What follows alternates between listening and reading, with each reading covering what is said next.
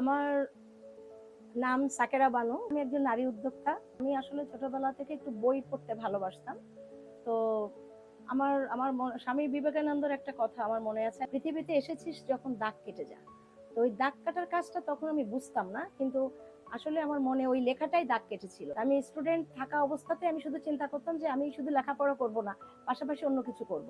কেন আমি করেছি যে মানুষের মেয়েরা যেন নিজেদের পায়ে দাঁড়াতে পারে, তাদের জন্য টাকা কারো কাছে চাইতে না হয়, না বাবা মা না স্বামী। যখন আমার একটা স্মার্ট স্কিন কেয়ার সেন্টার ছিল, একটা গ্রিন হস্তশিল্প, হ্যান্ডিক্রাফট তো এখনো চলছে, তো আউটলেট ছিল। তো আমি যখন একটা সৌন্দর্য সেবা কেন্দ্র করা হলো যে মেয়েরা অনেকে এখানে কাজ শিখবে, মেয়েরা এমন একটা কাজ যে ঘরে বসে করতে পারে, তো এটার ব্যাপারে অনেক বাধা ছিল। আমার গ্লাস ভেঙে দেওয়া হয়েছিল, হ্যাঁ, অনেক রকম চ্যালেঞ্জ ছিল। আবার অনেকে কাজী বাড়ির বউ কেন আমাদের সমাজ মেনে নিতে পারতো না, যে বিউটিফিকেশনটা আসলে আমাদের জন্য না, এরকমই বোঝানো হতো।